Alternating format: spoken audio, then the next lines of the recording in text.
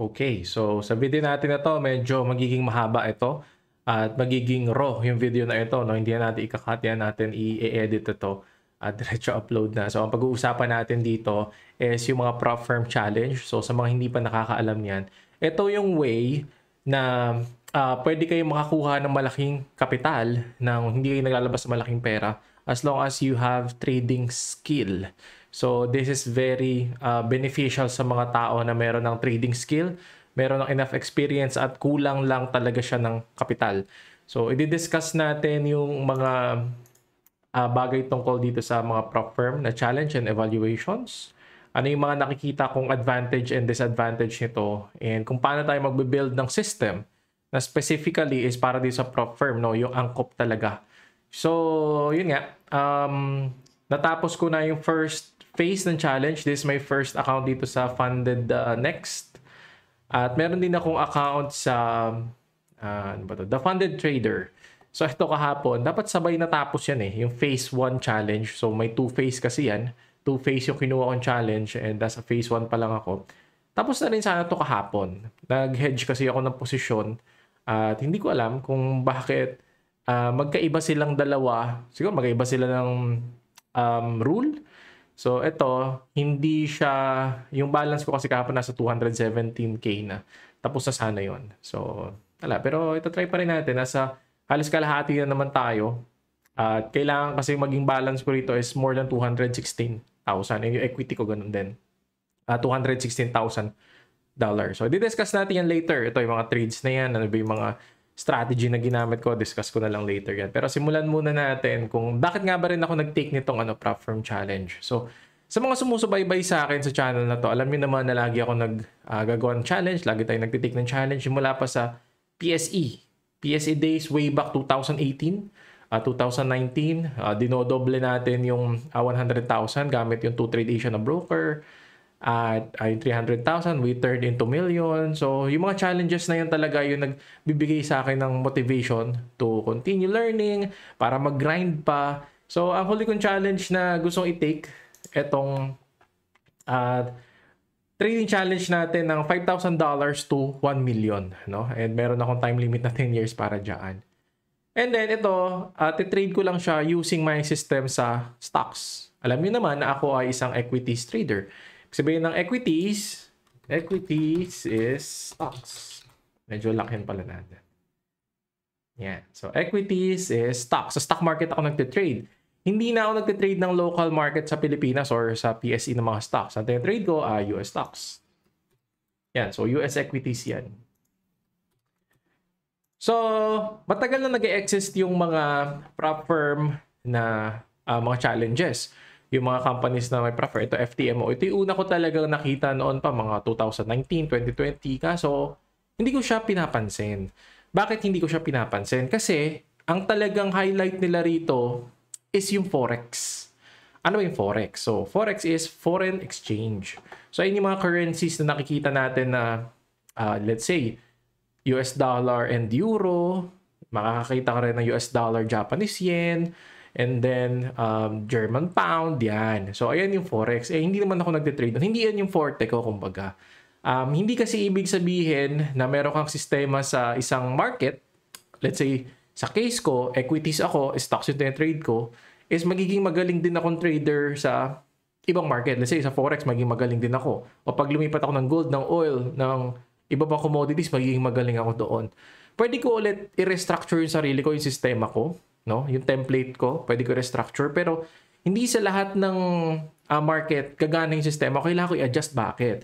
Kasi meron tayong tinatawag na market dynamics. Ano yung example ng market dynamics? Let's say, sa US stocks, yan, drawing ko na. Sa US stocks, nagkakaroon ng closing yung market. So, pagdating ng alas 4, say, gumalaw siya, alas 4, tapos yung trading. Tapos magkakaroon after hours yan. Pero regular trading hours is 9:30 hanggang alas 4. Tapos, mag-open ulit kinabukasan sa 9:30 hanggang alas 4. Yan.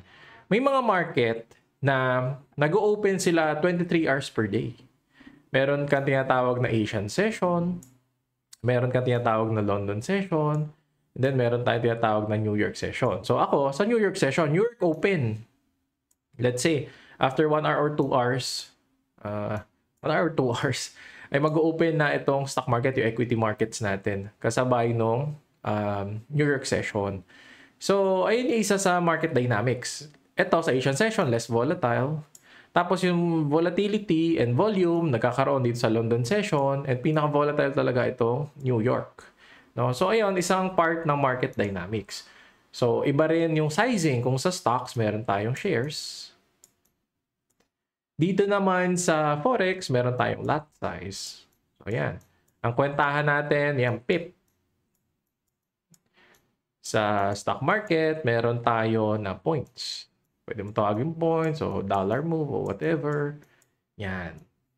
So, ayan yung kaibahan niya. So, kailangan ko mag-readjust. So, nito mga nakaraang araw, nakaraang linggo, matagal-tagal ako nawala. Bakit? Kasi nga, nagre-reformulate ako, nagre-restructure ako. Napakahaba ng aking pagre-restructure. And anyway nga pala, sa mga estudyante ko sa walkthrough, sa Ascension, abangan nyo na rin sa email nyo this month, God willing, ay mag-open ako ng mga refreshers natin at sobrang haba ng bagong pag-restructure nito. Bibigay ko sa inyo yung mga new strategies, mga new or advanced concepts na nailista ko na yung simula tayo sa foundational levels hanggang doon sa panibago natin strategies, zone mapping, yan, lahat ng yan ay didiscuss ko sa inyo, pati yung mga statistical ranges, didiscuss ko sa inyo yan. So anyway, balik tayo dito sa ating topic, sorry. Medyo sinisipon. So yun nga, medyo malaking leap para sa akin na magpalit ng from US equities, lilipat ako ng mga forex. Pero nakita ko nung nakaraan na sa FTMO, meron na siya ngayong unlimited trading period. Previously kasi itong mga prop firm natin, limited yung time yan. Let's say yung challenge na ito, meron ka kasing target na kailangan mong tamaan. No. Let's say 100,000 yung challenge na iti-take mo. Ang profit target mo is 10,000, which is 10% of 100,000. Tapos, may trading period yan. Let's say 30 days lang. After 30 days, pag hindi mo na may talo ka. So, meron siyang additional pressure kasi meron time constraint. Which is, meron akong tinake na challenge ng US equities. That is Trade the Pool, yung website. Meron din akong video about that. Check nyo na lang dito sa YouTube channel ko. Na hindi rin ako nagtagumpay doon kasi meron siyang 45-day limit. Ang kinita ko lang yata was, I think the target is more than $7,000. Tapos ang kinita ko lang is mga nasa, I think 2.2K. Tapos inabot na ako ng time limit. No, i-check nyo na lang, may video about this. Pero yun nga, sa mga prop firm kasi, kaya nga siya challenge, kasi meron tayong certain rules. No? May time constraint, may target, at saka meron kang limit kung magkano lang pwede mong patalo. So sa Trade the Pool, you have a maximum limit of, I think, per day is, kung naalala ko na tama, 1.3K yata. Depende sa challenge to, pero yung sa akin, 1.3K. Tapos hindi mo siya pwedeng i-utilize sa isang stock. I-divide mo pa to by 3, I think. Hindi ka pwede maglagay ng more than 33% per stock nitong allocation na to ng risk. Tama ba ako ng pagkakaalala? So, i-check nyo na lang din. Pero ito yung pagkakatanda ko. So, marami tayong mga rules, no? Medyo mahirap siya. So, para sa akin yun, nahirapan ako doon sa mga constraints niya. So, hindi nga tayo nagtagumpay doon sa pag-take ng challenge na yon. Pero, it's a great experience, ano, para makita natin yung edge natin. And, iba rin kasi yung platform nga na ginagamit, hindi ako nakapag-adjust. Diretso agad ako doon sa paggamit ng platform. Ngayon, dito sa mga prop firm challenge, kung sanay na kayo mag-trade ng Forex, sanay na kayong gumamit ng MetaTrader na platform.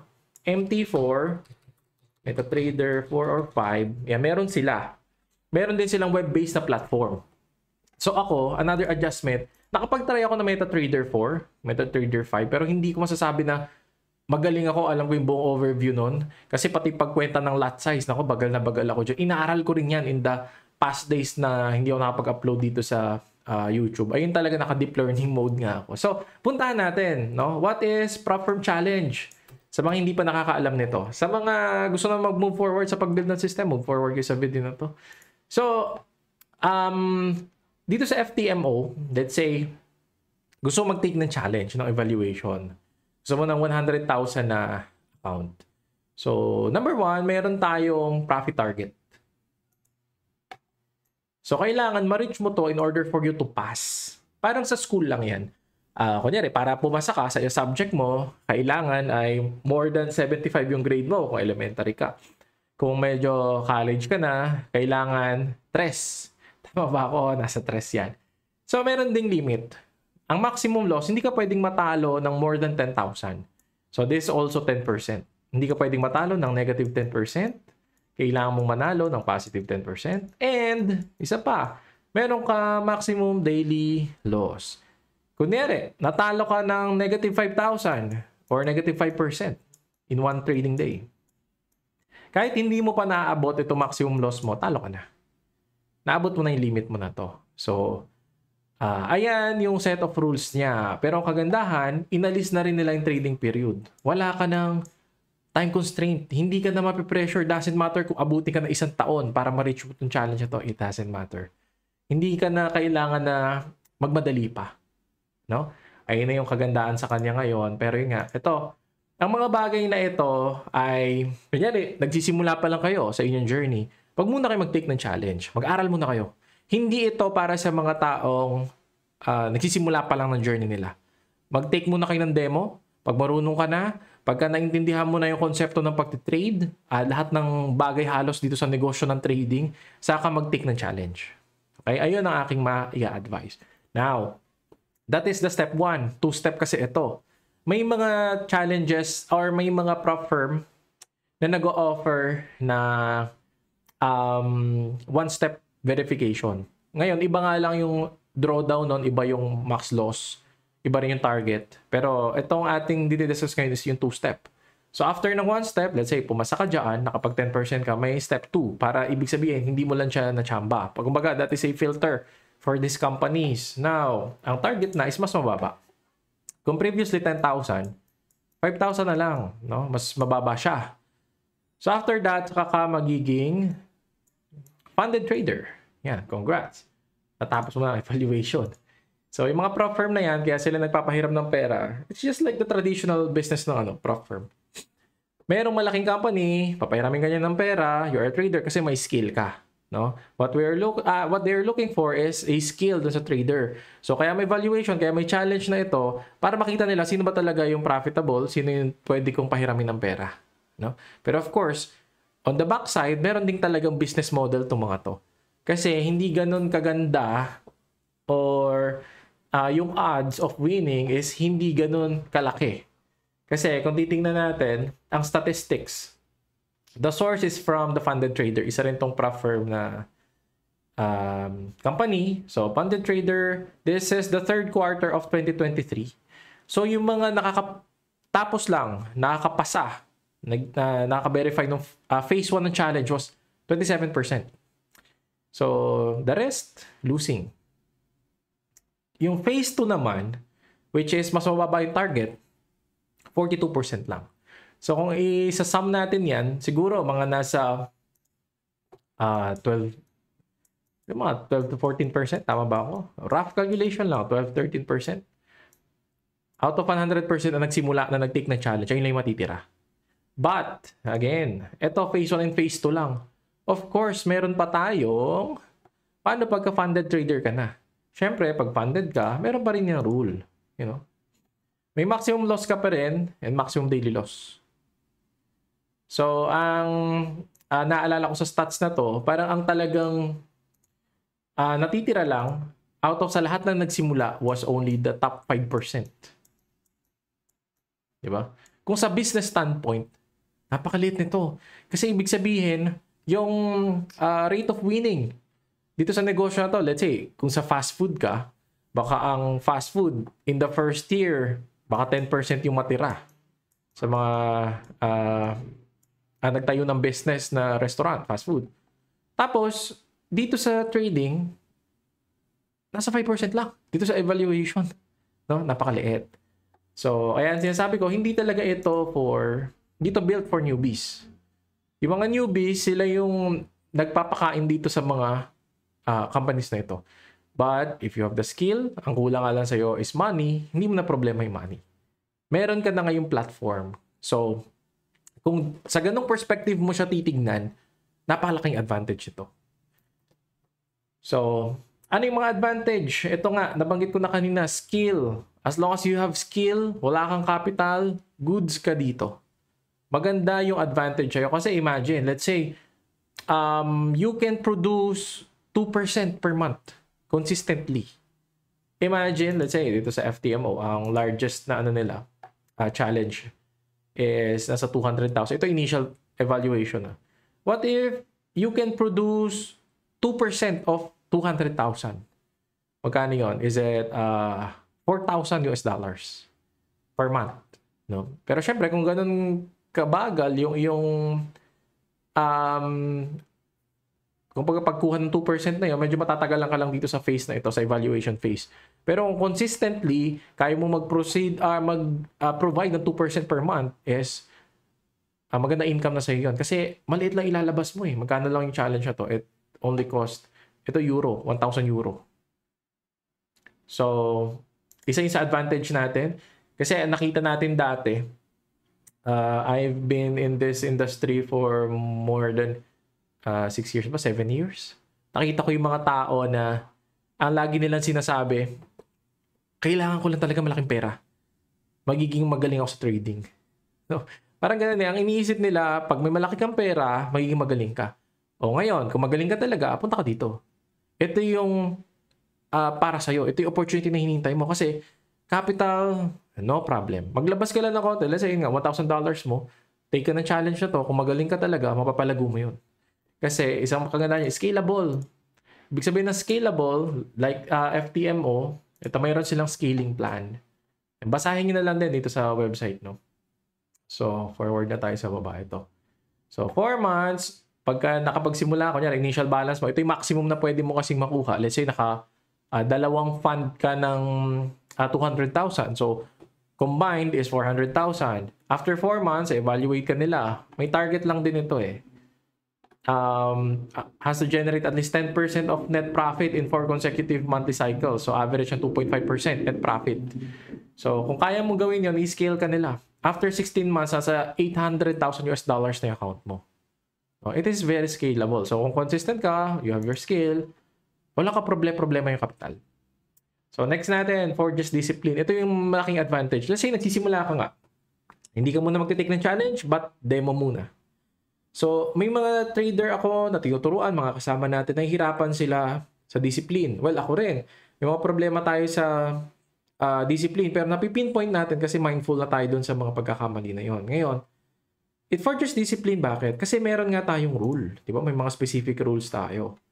Ang specific rules, meron kang sinusundan na drawdown. Hindi ito particular na hindi ka pwede mag-overtrade. Let's say, kahit makisandaan trade ka sa isang araw, I think pwede yon. Hindi lang pwede rito yung high frequency trade talaga na kada segundo bumibili at nagbebenta ka or yung robot. Pero eto, ang magpo-forge ng discipline was the maximum daily loss. And syempre, maximum loss mo. So, maximum daily loss, meron ka lang talagang allowed. So, lagi mong titignan yan na limit mo. Hindi ka pwedeng sumobra. So, magpo-forge yan ng discipline. Kasi kung wala kang disiplina, matatalo lang yun. Mapupunta ka lang dito sa statistics, yung mga hindi nagtagumpay, hindi nakapasa. So, 95% hindi pumasa, 5% lang yung pumasa. So, kailangan mo ng disiplina. So, ito, pwede sa'yo magturo ng disiplina na hindi mo na kailangan ng one-hit wonder. Kasi yung iba, nagtitend sila na mag-overtrade, mag-overleverage kasi maliit yung kapital. Iniisip nila, $100 lang naman to eh. Pagka itong $100 ko, nag-times 500% ako na leverage dito. Magiging $1,000 to. Ganun nagiging mindset. Kung hindi mo na problema yung kapital, wala na yung isip na yon. Ang mangyayari na, ang perspective mo na, kailangan ko lang mag-consistently makapag-provide ng, let's say, 2%, 3% per month. Ayun na yung focus mo. Hindi mo na focus na, ito, i-all in ko to. Hindi ganon ang magiging focus mo na. Okay? Isang advantage yan. Hindi nga, scalable tayo. Ano naman yung disadvantage? This is not for newbies. yung newbie ka pala, magsisimula ka na mag-explore. Kasi baka isang trade mo pa lang, matalo ka na dito sa sa challenge na to. So, hindi siya for newbies. So, kung mga intermediate ka na, naintindihan mo na kung ano yung trading edge, trade management, risk management, alam mo na yung components sa mga bagay na yun, saka ka na lang mag-take ng challenge talaga. As of now, you can take demo. Pwede ka mag-take ng demo ng mga challenges, demo ng evaluation, maghanap ka ng market na angkop para sa'yo. So, yun nga, yung FTMO pala, meron silang ino-offer na stocks, pero hindi ito yung ano ba yun? Trading, ito, symbols. Kasi meron nga tayong mga forex, index, crypto. Yan, may crypto din. Pero yung mga ano lang to, mga main. At etong sa equities, mga top companies, Apple, meron Amazon. Ito yung mga usual naman natin yung trade ko. Ang problema lang, iba kasi talaga yung sizing niya. Ang nakalagay sa website, 1 lot is equals to 100 share, pero hindi 100 share eh. 1 share lang ang nagre-reflect sa akin nung tinry ko dito sa FTMO. So, ayun lang yung kaibahan niya. Kaya nag-shift ako into index, gold, yan, oil, pwede rin. So, didiscuss natin later. So, anyway, yun. Ano pa yung disadvantage nito? Hindi nga siya pa newbie and also, unregulated pa yung space. Of course, yung yung iba't ibang mga prop firm na to, meron silang kanya-kanya mga regulation, may mga papeles and certificates. Kaya better na mag-stick tayo dun sa mga well-known na ng industry, let's say FTMO. Yung FTMO, I think bumili na rin sila ng traditional prop, no? Pero nung mga nakaraan kasi merong isang ito recent lang to may Forex Funds yata. Forex Funds yung pangalan. Prop firm din to. Isa to sa pinakamalaki. Parang mas malaki pa nga to kaysa kay FTMO. Tapos bigla siyang na-seize. Na-seize yung mga assets niya. So hindi ka makapag-withdraw. At biglang na-terminate yung website niya. Pero ngayong parang last month, nakabalik na ulit siya. Naka-freeze pa lang yung asset niya pero nabalik na nila yung website. Ibig sabihin, ongoing yung case niya pero mukhang liyamado na siya. No? Kasi nga, unregulated to. Just like crypto space. Kaya mag-stick ka doon sa mga well-known. No? Kailangan talaga ng due diligence nito kung mag-start kayo talagang gusto mong gawing career na yung prop firm. Pero eventually naman, marami kang pwedeng nag-develop ka ng system. Yung skill, as long as meron ka, pwede kang lumipat kahit sa mga traditional na brokers na you can offer copy trading. Makikita naman nila yung consistency mo eh. So, walang mawawala sa'yo. Mali-develop mo lang talaga yung skill mo dito sa pag-take ng prop firm challenge. Pero just be careful kasi nga maraming mga nag-o-offer ngayon na let's say, mas mura siya kumpara dito sa mga, ito, kila FTMO. Ito kasi mga sikat. Pero hindi naman ibig sabihin nga na sikat at malaki ay sure na tayo doon. Kasi may Forex fund, malaki din yun eh. Tapos na freeze sila. So, just be careful. Due diligence lang talaga. So, ito, kunyari kay Funded Next. Ito nga pala yung tinake ko na challenge. Funded Next at saka si The Funded Trader. Makikita yung comparison. Silang tatlo lang yung nagko-compare. No? Pero, kaya ako tinake ng dalawang to kasi sila yung may sale. Kagaya nito, may sale ngayon si Funded Trader. So, kumbaga, mas mura siya kaysa kay FTMO. Pero eventually, ang target kasi natin is makapag-scale din tayo ng ating account this year, God willing, na umabot tayo ng at least 7 digit. So, $1 million at least ngayong taon na ito, makapag-scale tayo sa iba't ibang mga trading firms. Kasi nga, may limit yan eh. Let's say, sa FTMO nga, 800,000. Funded Next, I don't know. Siguro, ganun din. 800,000. Baka kay Funded Trader, ganun din. So, makapag-scale tayo. So, anyway,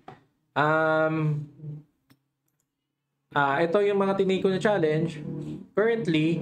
Pero I think, may i-recommend ako naman sa inyo. I-check nyo na lang din. Funded Next, The Funded Trader, and FTMO kung gusto nyo mag-try dito. Now, proceed na tayo. Kung paano ba tayo mag-build ng trading system para maging consistent tayo and profitable. Kasi ito yung goal eh. Ang goal, consistency. Hindi mo na kasi iintindihin yung capital. The capital was already there. Kailangan mo lang manavigate ng maayos. Kailangan mo lang makontrol siya ng maayos. Kailangan mo ng sistema na makakapag provide sa'yo ng consistency sa resulta and profitability. So, ang magiging focus natin ngayon, actually, ito, tatlong bagay ito. We have a trinity sa trading. Ano ibig sabihin ng trinity? Ito yung 3 pillars. We have the trade management, the edge, we have the risk management, and then we have the psychology. So, yan lang. TRP. So, nandito yan sa gitna. Ito yung profitability. So, kailangan mo yung tatlo. 3 pillars. Hindi yan tatayo ng dalawa lang. Para bang upuan. Di ba? Kaya ito yung upuan. Meron niyang 4 na paa. Paano bang upuan? Upuan yan. Pag dalawa lang yung paa, hindi yan tatayo. So, ito rin, para ka, ayan, upuan, 3 yung paa. Ako ganyan. Parang chicken feet. So, hindi yan tatayo ng dalawa lang. Pero, ang magiging focus natin ngayon, itong mga may teknikalidad. Teknikalidad, ibig sabihin, itong trade management or yung trading edge natin, tsaka yung risk management. Kasi, kailangan, meron tayong framework. Ano yung perspective natin, ano yung pananaw natin. Hindi kasi tayo magte-take ng, let's say, ang iisipin mo, okay, magte-take ako nitong challenge ng FTMO. Te-take ako ng prop firm. Ang magiging goal ko lang, basta all in agad, one trade, lahat ng risk ko, 5% per trade. At kasi pag 5% ni risk ko, isang panalo lang, isang return, tapos ko na yung, verification na yan. So, hindi ganun magiging mindset natin. Pero depende sa inyo kung ganun yung gusto yung maging approach. Pero, ang gusto nating maging mindset, kasi ang magiging objective nga natin, magkaroon tayo ng consistency. No? So, mag-focus tayo dito sa risk-reward ratio. Risk-reward and the win rate. Sa system ba na gagawin ko, kailangan ko ba ng 90% win rate? No? Ibig sabihin, naandun ka sa high win rate strategy, high win rate na system. Paano kung hindi ka ganun ka-sharp sa mga entries mo? Ibig sabihin na hindi ka ganun ka-sharp, hindi ka palaging, pagpasok mo ng trade, magmamaterialize agad siya. May mga times, let's say, ito yung entry mo, ito yung stop mo, bago mag-continue, napapagpag ka muna. So, losing trade to. Meron kasing mga strategies na sobrang sharp. Pagka nagkaroon ng continuation, nag-enter siya right here, wala nang pagpagod, maabot agad yung TP. Yung mga sharp na system, 90%. So, yung mga 60%, 90%, mga sharp na system na yan. May mga system naman, bumabawi sila sa ratio. Ano ibig sabihin ng ratio? The ratio was right here. Let's say, meron akong trade, every time na magre-risk ako na 1% ng portfolio, ang magiging return sa akin is plus 3. Diba? Maganda yung risk-reward. Ibig sabihin, risk-reward niya ito 1:3. Kung 1:3 yung risk-reward mo ng system mo, kailangan mo lang mag-focus to make magiging profitable ka na kahit 30% na yung win rate mo. Hindi sharp yung entries mo, pero yung risk-to-reward ratio mo ay napakalaki. That's why hindi siya nagre-require ng high win rate. Kung ang iyong system ay, kasi risk-reward mo is 1:1, hindi ka pwedeng bumaba ng win rate ng less than 50%.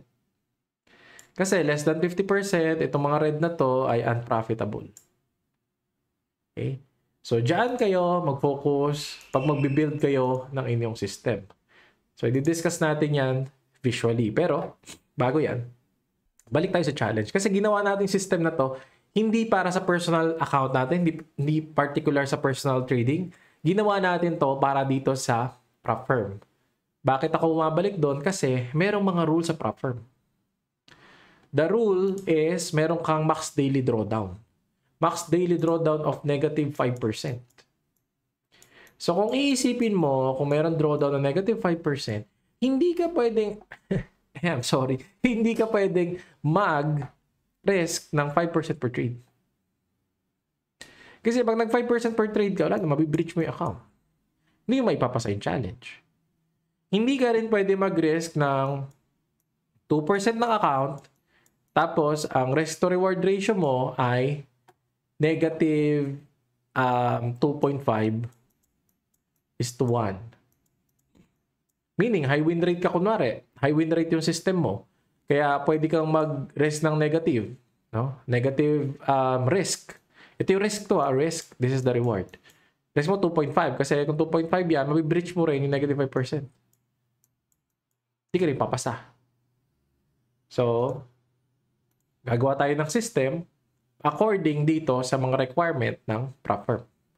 Hindi lang basta system para maipasa yung prop firm, pero continuously, pag na-evaluate ka, magkaroon ng continuous na income. So, given that, so balik muna tayo dito sa ano.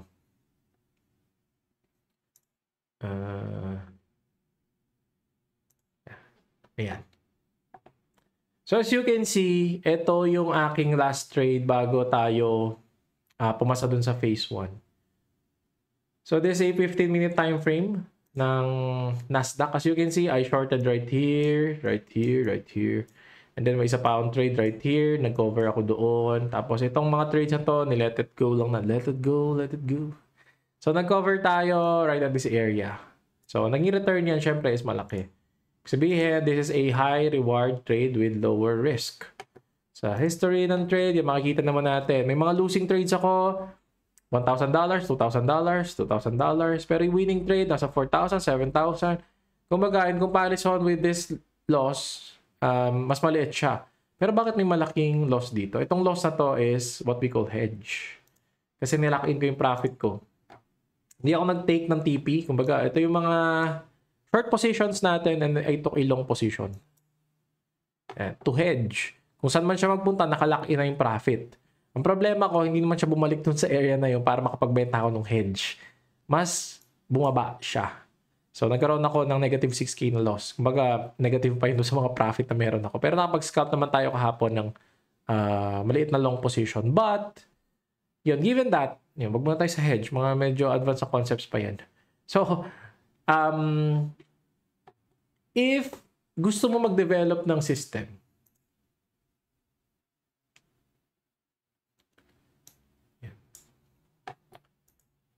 at gusto magkaroon ng magandang risk to reward, meron kasi mga specific points kung saan makakakuha ka ng mga magandang risk to reward ratio. Especially kung tingin mo, hindi ka makakapag-provide ng sharp edge na system or ng high win rate na system. So, kung focus ka in higher risk to reward. Higher risk to reward, mostly, makukuha mo yan dito sa mga swing points. As you can see, ito swing points. Pero ito reversal point na kasi ito eh. The market is moving higher. Nandito yata sa kabilang account mas... Ito. Para makita nyo rin. Kasi halos same lang naman ang entry ko yan. Ito yung... As you can see, the market is moving higher. Yan. Ito yung aking short position. Nag-cover din ako somewhere around this area. Pero bago yan, meron ako mga failed trades, of course. Ito, nag-take na ako ng short, napagpag. Take ako ng short doon, napagpag. Kasi the market's still moving higher. Short, pagpag. So, lagi ka lang may nakaset na stop loss in place. Pag hindi pa rin talaga according sa'yo, sa bias mo, wala. As long as wag mo mabibreach yung iyong rule. Papasa ka pa rin. Kasi ito, as you can see, yan. Medyo malapad na rin yung tinakbo niya. Pero in comparison with this reward, yan. Initially, ito lang talaga yung reward ko. Pero hinayaan ko lang yung trade. Kasi according pa naman sa akin, malakas yung momentum na to eh. Yan lang natin. At natumakbo sa favor ko yung trade. At yun. As you can see ngayon, meron din akong posisyon. I'm long. Ito. Dito sa swing point na to.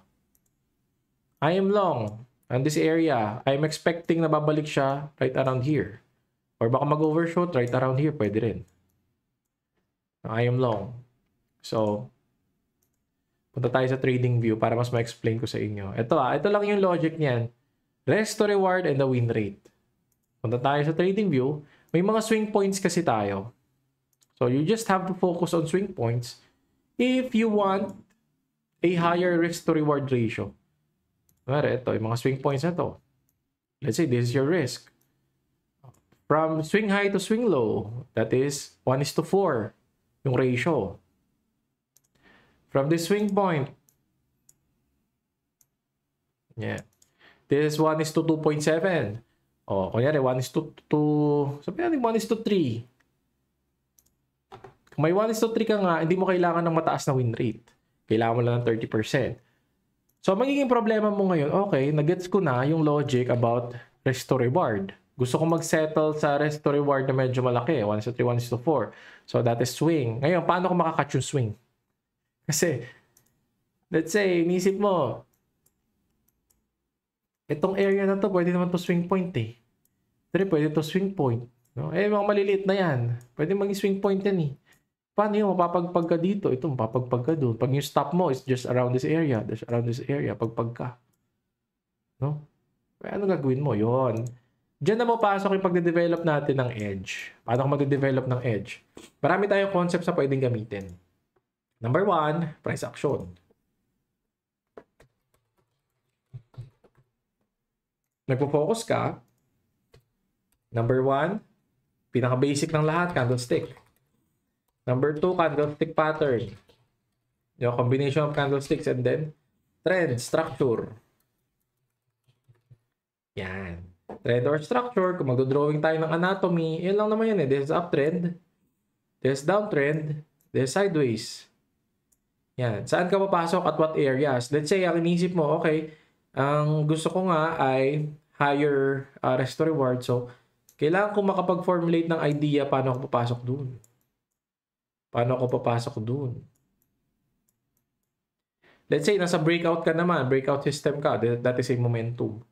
Ang magiging goal mo, paano ka papasok dito sa breakout area nang hindi ka mapapagpag? Kasi yung mga breakouts na yan, let's say, ito yung breakout sa higher time frame.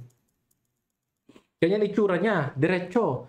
Pero pag nag-zoom ka ng lower time frame, sa magiging itsura niya, let's say this is the breakout point, ano? Mga ganyan niya, pwedeng nag-overlap yan bago siya tumuloy. Paano ang hindi ka mapapagpag dito? Ngayon, babalik ulit tayo sa risk-reward ratio. Kasi, let's say, breakout. Sa breakout, kailangan mong luwagan. Luluwagan mo yung iyong stop. Hanap tayo ng breakout. Ito, nag-breakout dito sa area na to. The breakout is the week. Yan. Itong breakout, ito. Pagpalagay natin na pumasok ka dyan. Ngayon, para hindi ka mapagpag sa breakout point, kailangan mo luwagan yung stop. Let's say, ang target mo lang is 1:1. The target is going to be, 4 points. O sa kabila natin 5 points. So, kung 5 points, 1:1, 5-point risk dito sa swing low, and then 5 points sa taas, ito 1:1 to, ratio natin. Gusto mo 1:3 pero breakout trader ka. Usog mo to. So, magkakaroon tayo ng balance between a tight stop and wide stop. Pag wide yung stop mo, malapad yung gagalawan niya, mababa yung chance mo na mapagpag, pero malayo din yung target. No? Pag tight stop ka naman, kailangan very specific ka na very sharp yung entry point mo na hindi na agad siya magpo-pullbacks dun sa area of stop mo. Dapat mag-continue na agad siya towards the direction of your bias. Okay? So, ayun yung drawback. May kanya-kanyang drawback yan. Depende sa system mo kung ang magiging approach mo sa strategy mo is you're going to trade the breakout or you're trading the pullback. So, usually, yung mga tao na dito sa challenge na to na nakakapass ng evaluations, hindi mo kailangan pinpoint yung very top, very bottom. Ang kailangan, nasa tamang structure ka, nasa tamang trend ka. Let's say, the trend is now moving lower. Mas patan mo yan at ito yung masakyan mo. Let's say, ito na break niya yung structure ng uptrend. Kasi we have low, higher low, higher high, higher low, higher high, higher low, higher high. Tapos na-break yung higher low na ito. And then nag-form na siya ng high, lower high. Dito sa top ng lower high na ito, pwede kang maghanap ng pattern. Let's say, anong pattern yung makikita natin on this particular candlestick. Let's say, candlestick pattern na lang. We have a breakout. Kunyari, susukatin mo. Okay, ang nakita ko dito, from breakout to the highs, magsusukat ako na ito. Usual ano lang to, gun box na hinati natin into 4. So, pag bumagsak na siya sa DB50, from the lows, nung momentum candle na ito hanggang dun sa highs, pagka nag-close below siya ng 50, that's the entry point ko. Okay? So, entry point and then yung exit mo is yun sa taas. Lalagay ka. End of day. End of candle. Yan. O, 1:1 mo ay, kasi ang rest mo lang 4 points eh. So, 4 points, 1:1. 1:2 mo, 8 points. 1:2. Umabot pa siya hanggang sa lows ng almost 1:3. The rest. O, ulit-ulit tayo. Kunyari, nakakita ka ulit ng break. The structure. So, ito, break of structure, tapos nag-retest. Ito, nag-break din, tapos nag-retest. Hanapin mo ulit, momentum candle. Ito. Hanggang dun, sa pinaka-peak. Mag-short ka dito sa pinaka 50. Area DB50. So, let's take a short. Short position. 1:3 ulit. Yan. Ito 1:4 pala umabot. This 1:4. So, parang ganon. Kailangan mo maghanap ng dalawang bagay. You have the edge and your risk management. And then, babacktest mo. Kasi ito, binigyan ko na kayo ng idea kung paano mag-build ng system. Ito, pwede nyo nang gawin yan. Gamitin backtest. Pag nag-backtest ka, let's say, low win rate, 30% lang. Ang problema doon, yung maximum consecutive loss ng strategy. Bakit magiging problema yun? Let's say, ang max consecutive loss ng strategy is 10 times. Ito, nag-backtest ka, let's say, in a period of 5 years. O sabihin natin 10 years, nakita mo na yung mini cycles ng bull and bear. 10 times consecutive loss. Ang magiging problema doon is, pag nagre-risk ka ng 1% per trade. Pag nag-risk ka 1% per trade, nagkaroon ka ng 10 times consecutive loss, X ka. Kasi marireach mo yung max consecutive loss na allowable, no, proper. Yan, consecutive loss. Okay, so, ayun yung kailangan mong aralin sa pag-backtest. So, ayun yung logic kung paano kayo dapat mag-build ng system. Of course, in the next coming, kasi medyo mahaba na yung video na to, sa 40 minutes na tayo. In the next coming videos na i-upload ko, siguro bibigay ako ng mga additional concepts pa na pwede. Pero ito, isa na to. Pwede na i-backtest yung ano na yan. Swing strategy na yan. As long as may swing, pagka nagkaroon ng break, retest, break, retest sa structure, o bumalik siya above kung saan man siya nagkaroon ng breakdown. Ito, 15 minutes time frame. Backtest mo yun, this is gold. You can try it on different pairs, pero mag-stick muna kayo sa one. Let's say, you want to focus on gold, backtest kayo. You want to focus on indices, Nasdaq, Dow Jones, is up to you. So, subukan niyo i-backtest and maging ganun yung framing natin kasi capital is no longer an issue. Ang issue na natin at ang magiging focus talaga was development of skill. As long as you have skill, again, this is a big opportunity para sa ating lahat. So, transition natin challenge mula dito sa trading quest natin na ito. Transition natin kung kakayanan na this year na maabot na ito, God willing. So, this is not an impossible feat. Marami na nakagawa niyan. And consistency, backtest, makakita din tayo ng result natin. So, I'm going to share with you kung ano pa yung mga concepts na meron sa mga susunod na video uploads. Pasensya na kayo, medyo mahaba to and nasa raw form nga siya. So, yan, i-update ko na lang kayo on what's going to happen in this journey in the next coming days or weeks. Kung matapos na natin yung phase 1 and phase 2 nito mga challenges na ito. So, ayun lang muna at salamat sa inyong panonood guys. So, good luck and may God guide us on our trading journey. Thank you everyone.